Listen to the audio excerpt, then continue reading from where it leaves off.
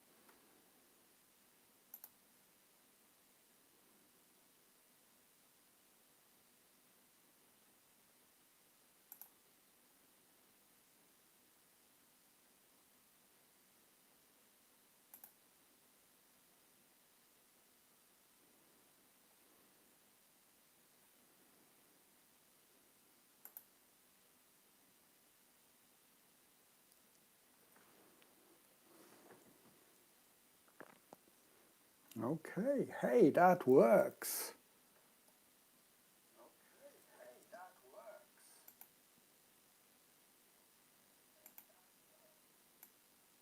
Good.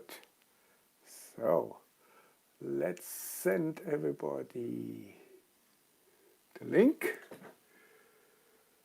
if I can find that.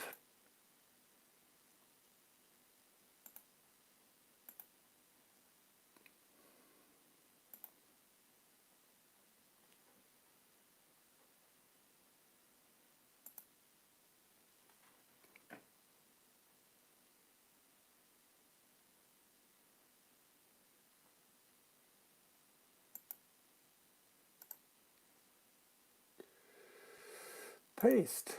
Hey, cool.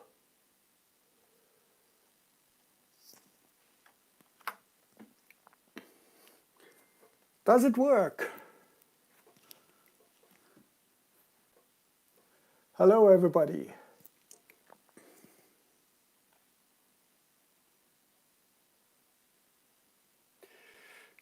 Huh? Okay, good. So that seems to work. And in the boxes, you can do something in the YouTube chat box, in the live chat box, if you want. I'm not entirely sure if I'm going to see the what is it? The messenger thing. Let's see. Okay, some people are already here. Oh, 7 people are here. Hey, cool. I like that. Hello, everybody. How are you doing?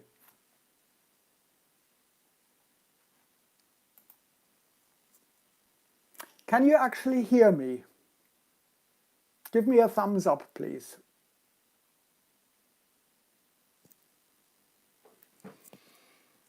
Brilliant. Fantastic. Hello, everybody. Yeah. Oh, wow. Hey, guys, you are so extremely polite. Do you know that? Because people put in, yes, sir. I'm not used to be sirred. This is great. I love you. Usually the last year people were, hey, Klapper.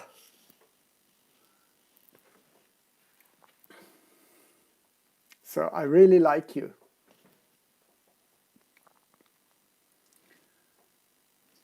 Let's check. I need to switch here between the different things. Okay, good. And it looks like the stream seems to be fairly stable, so that's good as well. I'm slightly nervous about that because I discovered that when it's raining here, for some bizarre reason, my internet doesn't work very well. So God knows what's happening.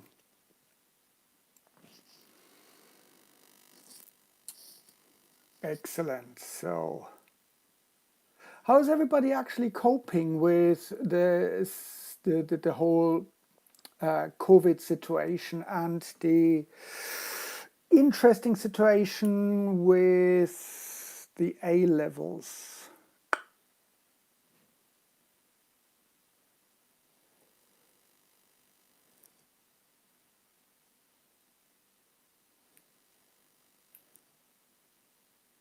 I can imagine it's quite stressful for everybody.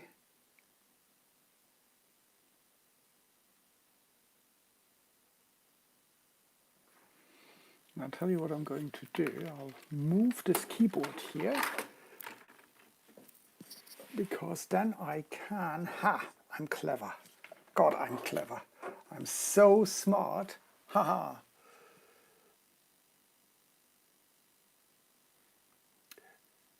Yep, I fully agree. The situation is quite tricky. I absolutely agree with you guys. Right, so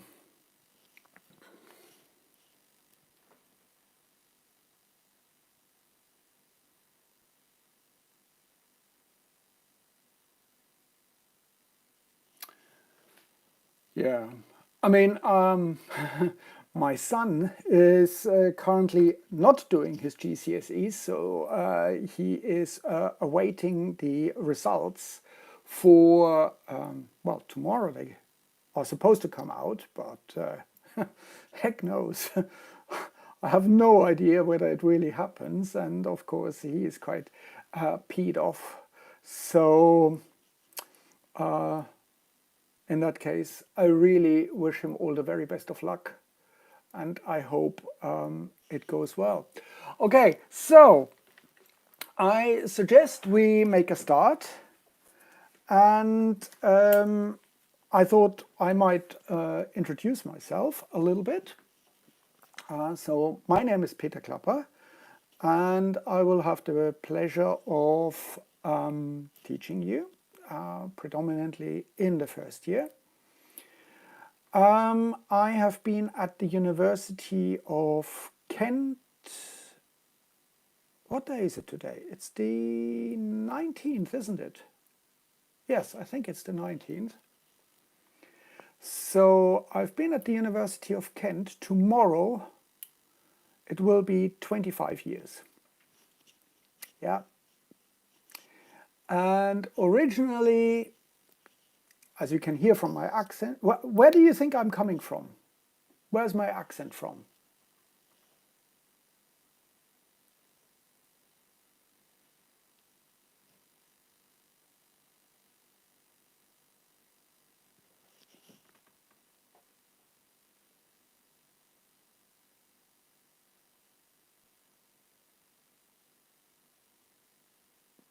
Interesting. Well, yes, you are right. I'm originally from Germany. And 25 years ago, I had this grand idea. I wanted to see the big wide world, so I came to Kent. The plan was to stay for 2 years and then go back to Germany. Well, I'm still here, still at the university, so they must do something right. I think it's a great place. I really love it. It's a fantastic campus. People are really nice, as long as you don't mention football. And I really enjoy being here. My background is biology and chemistry, and I learned to enjoy maths a little bit. So these are really the topics that we are going to do together.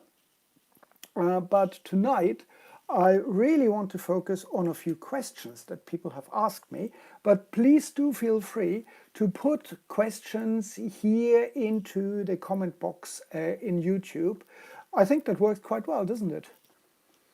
So, in no particular order, one of the questions that people have asked me quite frequently is, what textbooks should I buy? My advice would be, hold fire with the textbooks. Don't buy anything unnecessary, because textbooks are really expensive, and sometimes you'll find lots and lots of the information is actually on the internet. So every year we have to produce a reading list for the students, and we have to come up with some textbooks that we put on the reading list. And there are some standard things. So for example, a book called Leninger, Principles of Biochemistry. It's always really a good book, and I can't recommend it highly enough.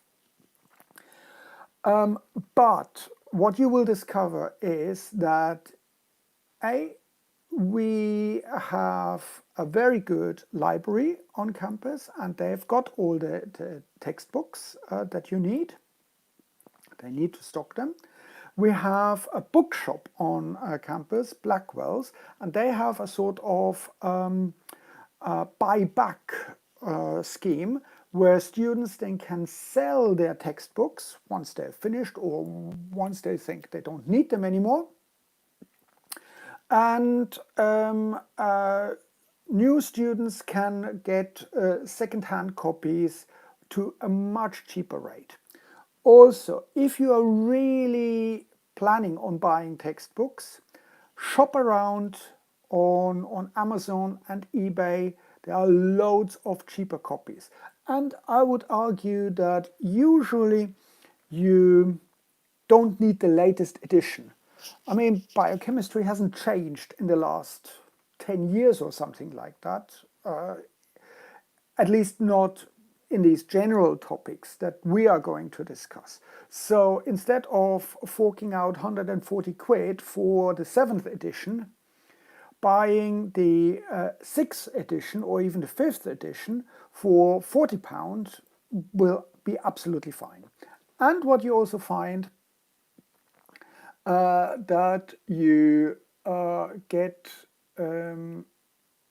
sometimes free copies from the internet if you subscribe to, for example, academia or something like that. They send you then articles or something, but you can get also free PDF files. So you would have that on an iPad, or I don't know whether reading it on a phone is a good idea, but at least you get the information. So hold fire, don't buy and lug the stuff around, and then you discover, well, I probably don't even need it. You can save a lot of money. Okay, so how long are lectures usually? That's a very good question, and I come back to that, Miriam. Let's park that for a moment, because I've got... Oh, has anyone any questions about the textbooks? No? Good. Okay. Well, you can leave them in the comment box. Now, one of the question was how many lectures, how many hours of lectures and practicals are we going to have? And the question here, how long are lectures? Right. Under normal circumstances, lectures would be 50 minutes, 50.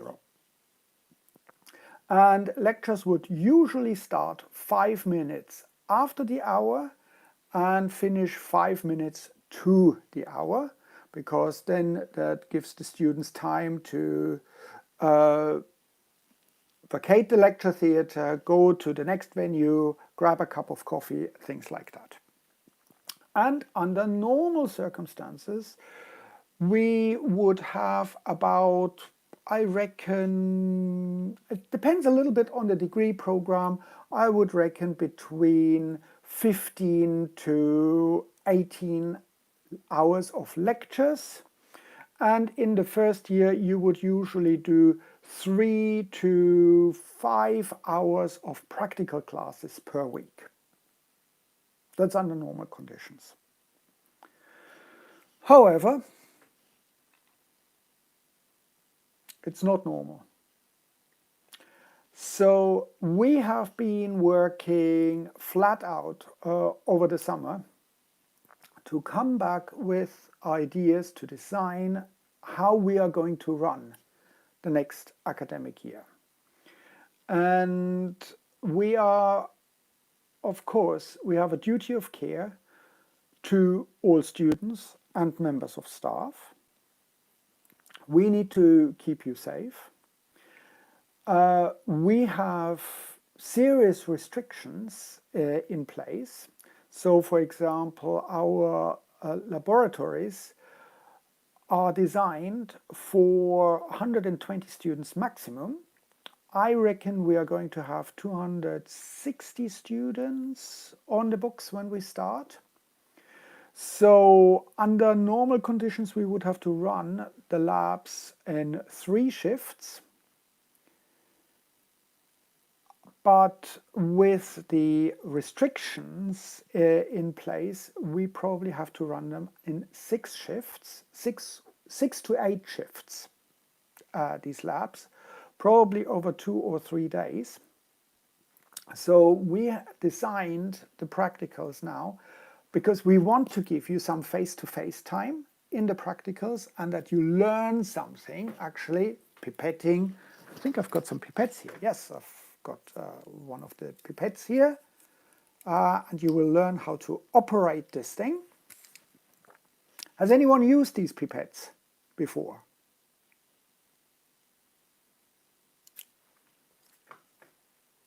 If you haven't, great. If you have, fantastic. Yes, Alessandra says yes, good, excellent. So we don't have to worry about you. Some people have, some people haven't. Great, good stuff. But obviously you will actually be trained because that is your daily bread and butter, and you really need to know how to use these things. So we've designed practicals where we will give you some face-to-face interaction, and where you learn these practical skills. They will be very, very different to what we at least are used to. Usually practicals are full house. We've got 120 students in there. People are running around. Demonstrators are working with students. But now we can't do that realistically because we have this social distancing. We can't really go near you. So we had to redesign it. So practical classes will be around 2 hours for each session. And we are planning to run sessions every week.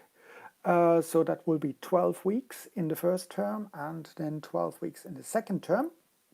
So hopefully you will get quite some practical sessions. Lectures, however, here the problem is most of the lectures, if not all of the lectures, will be either online synchronously, so the time will be scheduled, will be timetabled. You will get your timetable, hopefully soon, hopefully before the academic year starts. So you will get a timetable where it says the module name and, for example, module BI308, Skills for Bioscientists, lecturer Peter Klapper, that's me, on Wednesday from 9 to 10, for example. And then we will try to do that. My colleagues will try to run these lectures either through Zoom or Teams. I will usually do my lectures via YouTube. In that way, you're seeing it at the moment. Although you won't see me, you will just see something when I write on my iPad. And hopefully this will be reasonably interactive. And I will ask you questions like I do at the moment. And please don't be shy. Try to make the most of it. We also have planned a lot of asynchronous sessions, which basically means we will give you some, for example, tutorials, worksheets, YouTube videos,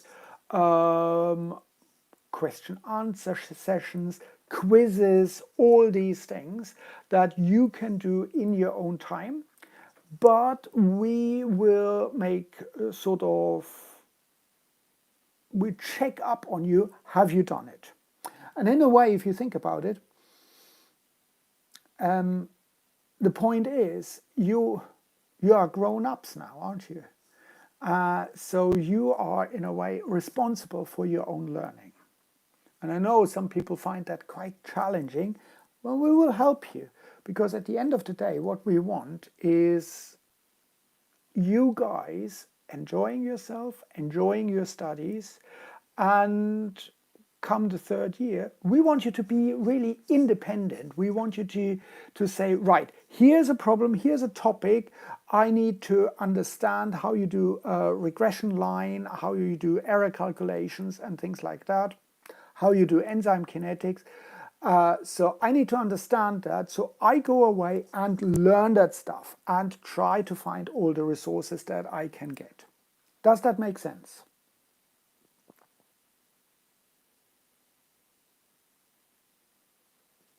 Are you happy with that?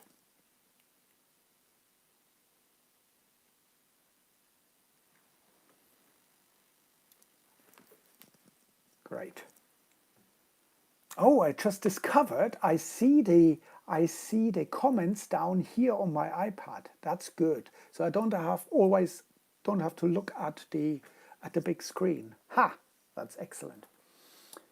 Learn something new. Obviously, it will be really, really important that students and academic staff are really in communication with each other, because we need to make sure that if there are any sort of issues, any stumbling blocks, things like that, that we talk to each other and we say, right, okay, last lecture we couldn't do because it was raining and the internet didn't work or something like that. But here's a YouTube video that I just prepared for you. Please have a look at it. And we need to be mindful the situation currently is not normal, although it looks like this is going to be the new normal that we are encountering. Does that make sense? And have I answered the questions about the about lectures and synchronous learning and asynchronous learning? Or do you have any questions about that?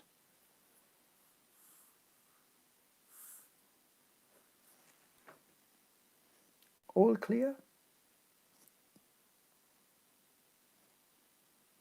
I don't hear anything to the contrary.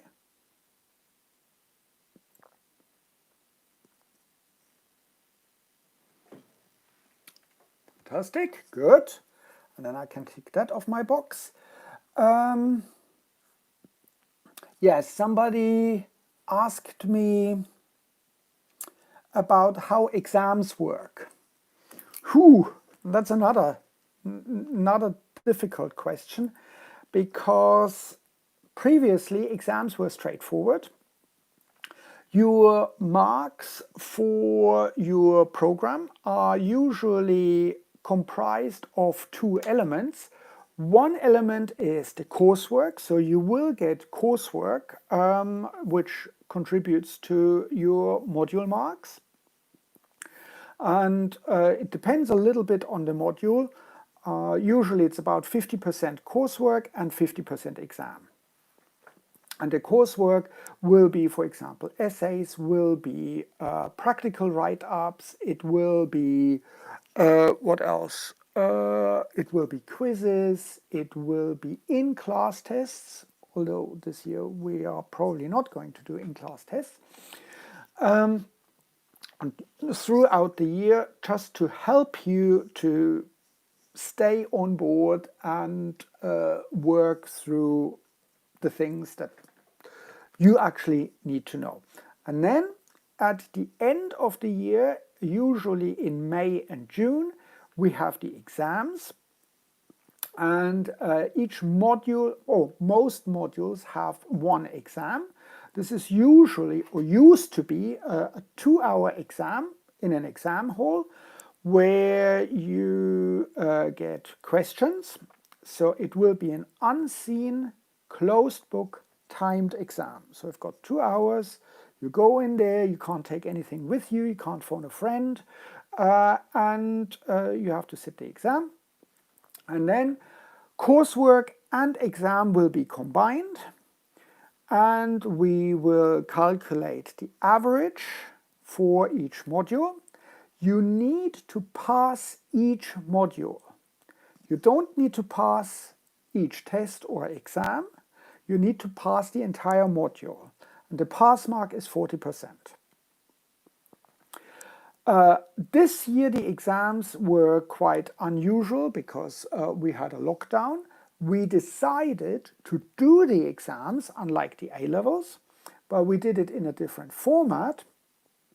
And I don't know whether it's of any relevance to tell you the format, because my guess is that next year it will everything will be different. This year the exams for the first year students consisted only of 30 multiple choice questions, which are usually part of the exam, of the regular exam. So in the regular exam you have 30 multiple choice questions and 1 or 2 problem questions. We've decided we do the exams online, and only with the 30 multiple choice questions. The students had 2 days to complete these 30 multiple choice questions and then submit their answer sheets. I personally expected that everybody got 100% because, although we told the students, do not cheat, treat this as a real exam, but we didn't have any way of checking that people didn't use books. So I predicted that we get lots and lots of 100% in the exams. But to my surprise, we got a few students who didn't do too well. If you don't do too well in your course or in the module, then there will always be a chance for you to resit the exams in August, and then you have to pass the module. And if you pass every single module with at least 40%, then you will move into the second year. That make sense? Any questions about that?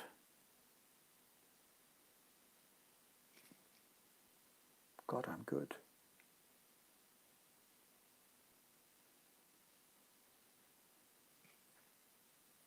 Fantastic.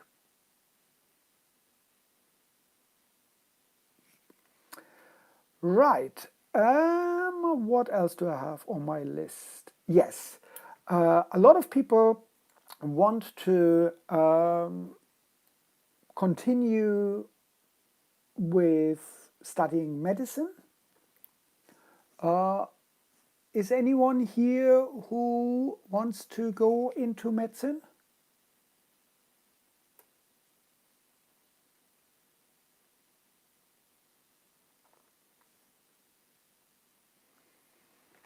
Okay, yeah. One.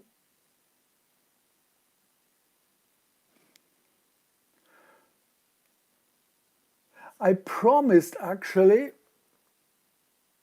Oh, into vet, yeah. I actually promised not to make any comments about not to go into medicine. So I'm not going to try to talk you out of it. Because if people are really set on it, if that is their dream, then who am I to argue with it? Now, how does it work? You probably know that Kent this September in 2 weeks' time or so, is starting a medicine school, a school of medicine. But my understanding is that you can't directly transfer from biosciences into med school, at least not at Kent. Some medical schools in the UK allow that, but it's not a lot, and the competition is fierce. It's absolutely fierce. You would need to be the bestest of the bestest. And I know that was shite grammar, but I don't care. So this is really, really competitive. The usual route into medicine would be that you complete your degree, and surprisingly, excuse me, surprisingly, it doesn't really matter so much whether you've done biochemistry or biomedical sciences or something like that. As long as you have got a good degree, you then sit your UCAT medical test, and then you apply for postgraduate entry into medical school. And then if you have done a biomedical degree which is accredited, which the University of Kent does, our degree programs are accredited, then I think you can skip the first year or something like that, but it depends on the individual medical school. Some students also decide to use a sort of an international bypass, where they do then a medical school in the Czech Republic or in Austria or places like that. And because the entry qualifications are a little bit lower, but it would also be postgraduate. However, we have specific workshops for students who are interested going into medical school. They are usually run by other students, and this will be done in the usually in the second year when you start thinking about your career progression.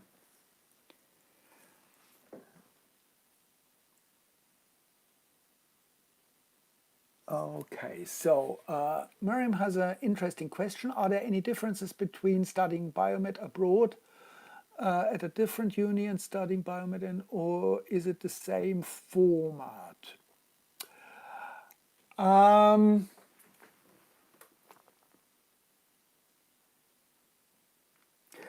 Okay, good question, thank you. I would say each university has their own flavor. So, for example, Kent is putting a lot of focus on molecular biomedical topics. There are other universities where you would probably do more medical, biomedical stuff. So each university has their own flavor. But we have selected abroad partners.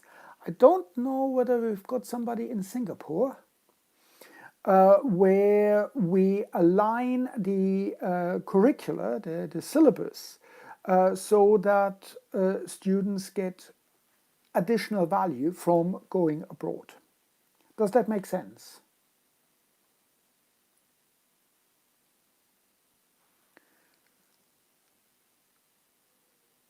I mean, I would fully encourage people to think about studying abroad or do a sandwich placement going into industry. However, with the pandemic situation, I really don't know how it will pan out going somewhere abroad. Because I work closely with a university just across the causeway from Singapore in Malaysia, where we used to have an exchange program. I think we still have it. And the shutdown, the lockdown for them was far worse than it was here, because the students were not allowed to leave university for basically 3 months. So they were all at the university. They were not allowed to go outside or anything like that. Whereas here at the University of Kent, we couldn't, in a way, if a student wanted to leave and go home, we couldn't stop them. But in Malaysia, the situation was different. So I really don't know how and to what extent these programs, these year abroad programs will run. Anyone, any further question about transfer into medical school?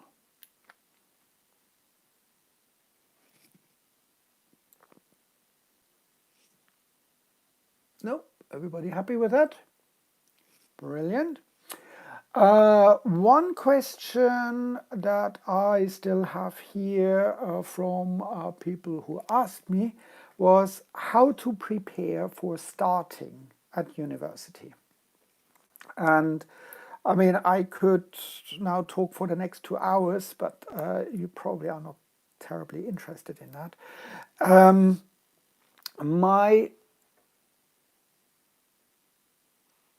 Okay, yeah. What is the statistics of students getting into medical school? Honest answer, I don't know. I don't want to make up any statistics. I really don't know. I would say students from Kent, usually what I've heard, are not doing too badly, but I can't give you any concrete figures. It could very well be that we can dig out these figures when we run the workshops, but sometimes we would not necessarily hear from a student who has graduated and then moved into medical school. I know that one of my academic advisees many, many years ago, he got a place, he got a first class degree and immediately got offered a place at, I think, Plymouth Medical School, because he emailed me after he got the place and said, thank you for your support, and the first hemorrhoid treatment will be on him. And I was extremely pleased to hear that. Although I had my reservations, I know what the student is capable of. And if I ever have to undergo some kind of surgery, I definitely don't want him to get the knife out and operate on me. So better not. So coming back to, does that obviously not answer the question, but I really don't have any numbers, and I think it really changes year by year. How to prepare? I would suggest the biggest problems that students have in the first year is academically with topics like maths. And to be perfectly honest, we are not doing terribly complicated maths. So anything like sort of calculus or matrix calculations, things like that, no, we don't do that. I would think, if you've got decent GCSE, you should be able to cope. And the question here is, how many modules are there in the first year? It depends. Well, you always have to do the equivalent of 8 modules. So it's eight modules. And but if you do, I think, biomed, then the chemistry module, the chemistry module counts twice. So for biomed, you would do 7 modules, but one module counts double. And I used to have a list here, which has disappeared. But if you go to the University of Kent website and look for the biomed modules, you find the modules. There is, for example, one Introduction to Biochemistry. There is one Skills for Bioscientists. And there is one Enzyme and Metabolism. I know that you have to do these modules.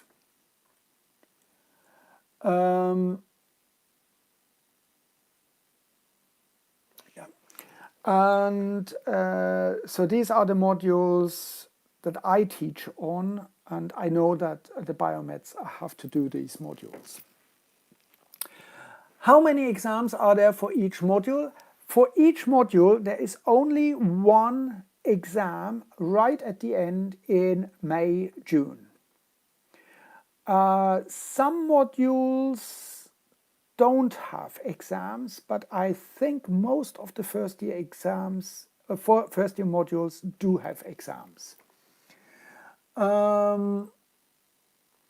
And they all happen once you have finished the course for that topic. So, but you will get the coursework throughout the course. What is the Bioscience Society like? They are a fantastic bunch of people. It used to be a little bit slow.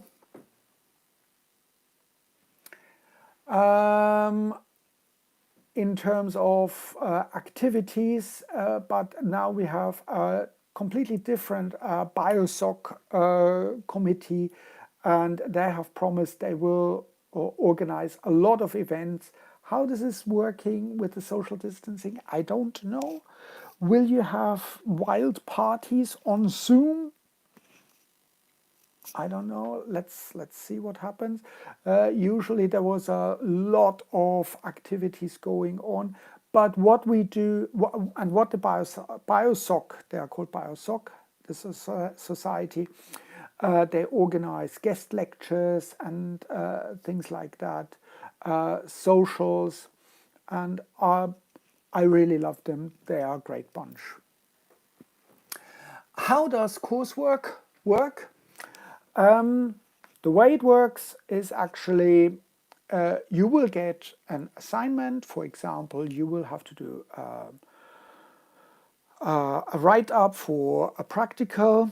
You will have to write an essay about a topic. You will get some problem questions, calculate the enzyme activity or something like that. And usually this will be submitted electronically via our virtual learning environment. We use Moodle, and you will be Moodled until Moodle comes out of your ears. And it will happen during the term. And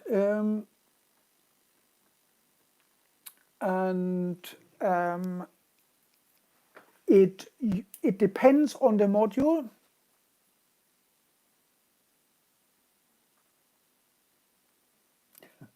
Zero gravity behind Moodle.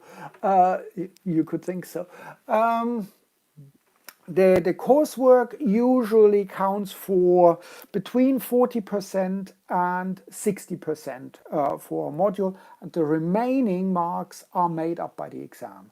So I know for the modules that I lead, I convene, it is a 50-50 split. So in the skills for bioscientists, you will get 3 coursework assessments that I will set you. And these 3 coursework assessments count for 50% of the module, and the remaining 50% come from the exam. But it's not always the same in this in other modules. So there's a little bit of variation.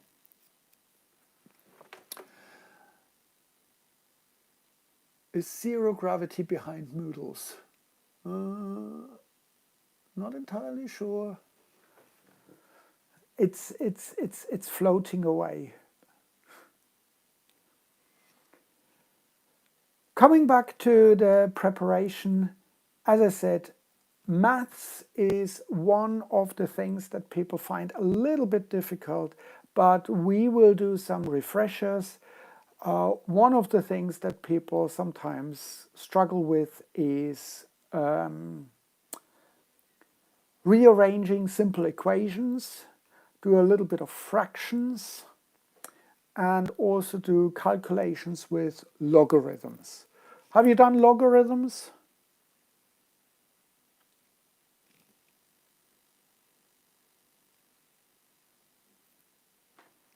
Yes. So you shouldn't have any problems. But I'm aware that some people haven't done them a little. Yep. So again, what I will do is I will run a refresher session. What we are going to do is quite a little bit of data analysis. And I know that some students start to hyperventilate when I say statistics. That's why I call it data analysis, because it sounds far more friendly. But again, I usually assume that you can do some basic maths, and all the rest we will done together in the sessions. We also have students who are a little bit shaky on chemistry grounds, and therefore people will have to do some chemistry, because just simply biology, biosciences, biomedical sciences and chemistry just simply go hand in hand, and you need to have at least some foundation of chemistry, and I think it can be quite interesting. So we will do a little bit of chemistry together, acid, bases, things like that, because you need to understand these things when it comes, for example, to proteins and nucleic acids and enzymes and all these things. But my colleagues who run the chemistry module will do quite extensive chemistry revisions. There will be a little bit of thermodynamics, and I know that some people absolutely hate that, but again, don't worry. There is a lot of revision, and we will try to adapt to your pace. And with being a lot of asynchronous learning, we can quite happily send you some exercises and guide you through these things. We don't need to do everything in lectures. We can do it online. Does it make sense?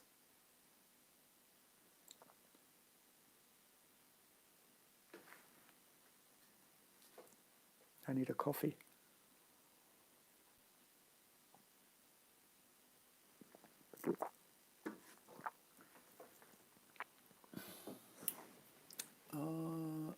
Are there any revision classes?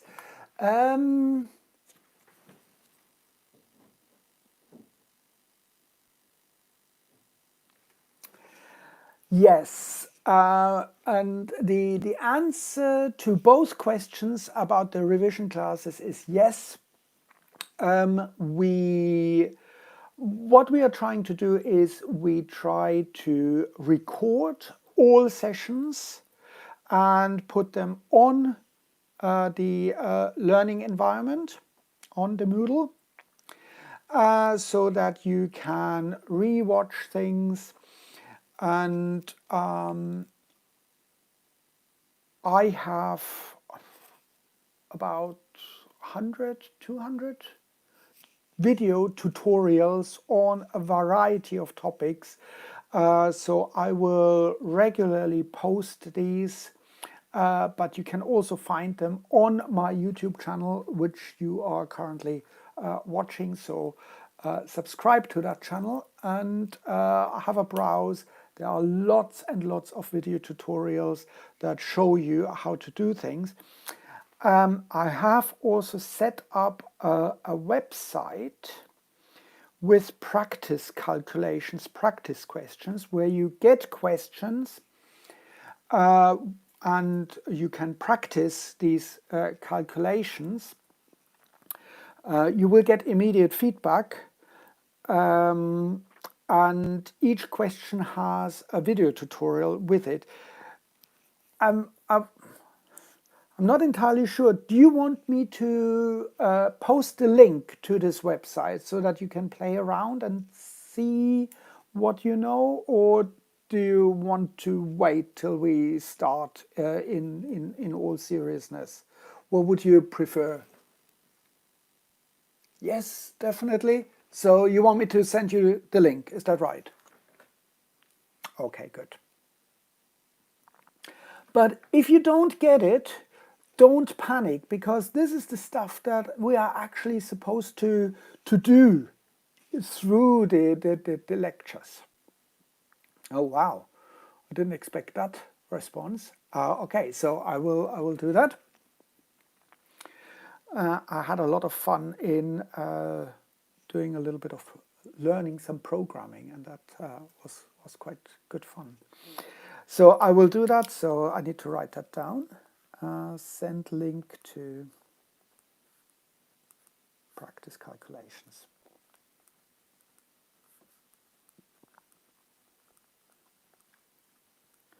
Okay, so any other questions? Is there anything that you're worried about, or?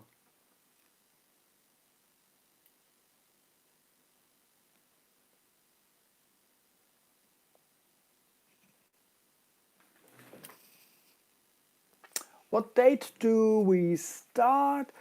I believe the whole thing starts in week 0. Is that the 21st of September? I have something like that in my head. 21st of September. But you will get a timetable and you will get all the information where you have to be if you are on campus and what's going to happen. One thing that I would really, really urge you to do is check your Kent email. Everybody has a Kent email or will be assigned a Kent email. And please, please, please make sure that you check that. The rule, and I think it is somewhere in the handbook, the rule says that you have to check your email once a day during term time. Mine is basically on 24/7. If you don't check your email, for data protection reasons, we can't really use your Google Mail or Hotmail account or something like that. So all the communication goes through your Kent email. So please, please make sure that this works and that it's on your phone, because you might miss out very, very important information if it doesn't work. So please, please make sure that this works, okay? And you will get all the information, timetable, etc., emailed to you in due course.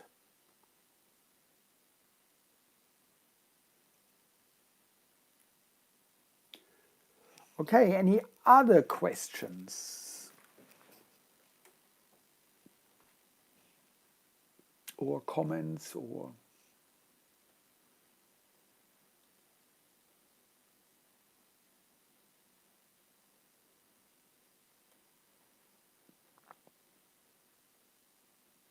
I mean, I told I talked a little bit about these practice calculations. Obviously, I don't want to impose on your valuable holiday time. How do people feel if I schedule some, some light revision sessions before we start? Would that be something that people might be interested in, or are you going to say no way?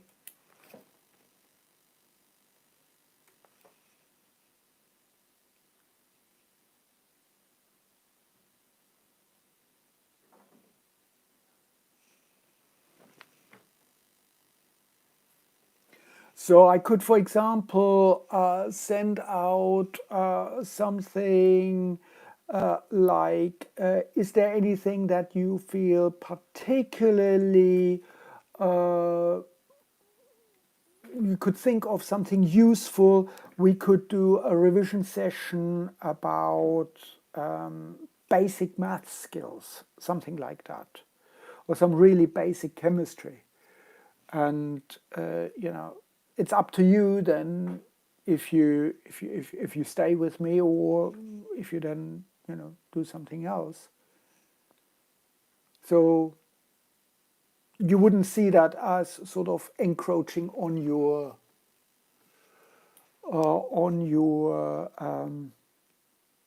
valuable, precious holiday time.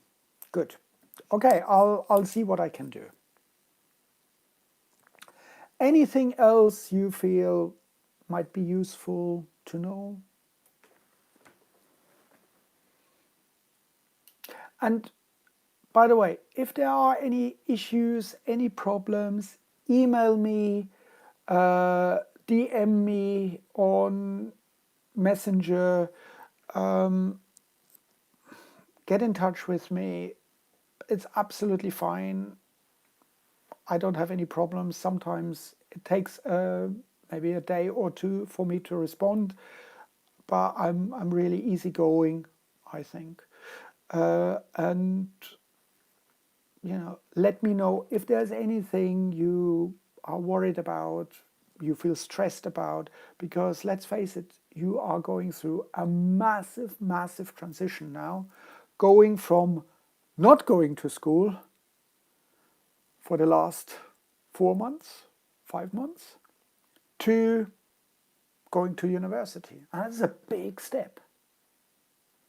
So I will try to help you. I know my colleagues will try to help you. And if there's anything we can do for you, let us know, and we are quite happy. I might not always know the answer, but usually I know somebody who might know the answer, so we can sort things out. Anything else?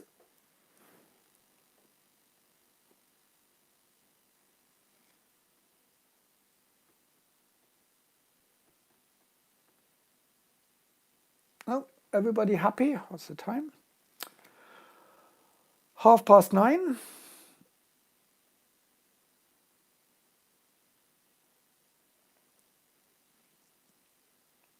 Does anyone know by any chance what the score is? Bayern Munich versus Lyon?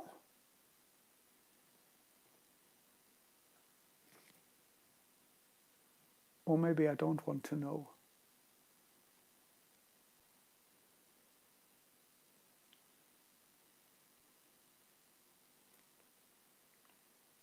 Okay, so if there are no further burning questions, all I can say is thank you very much. Enjoy the rest of your evening.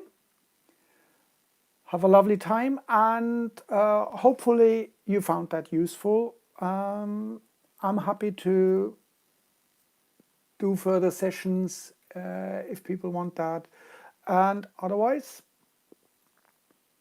I drop the mic and wish you good night. Take care.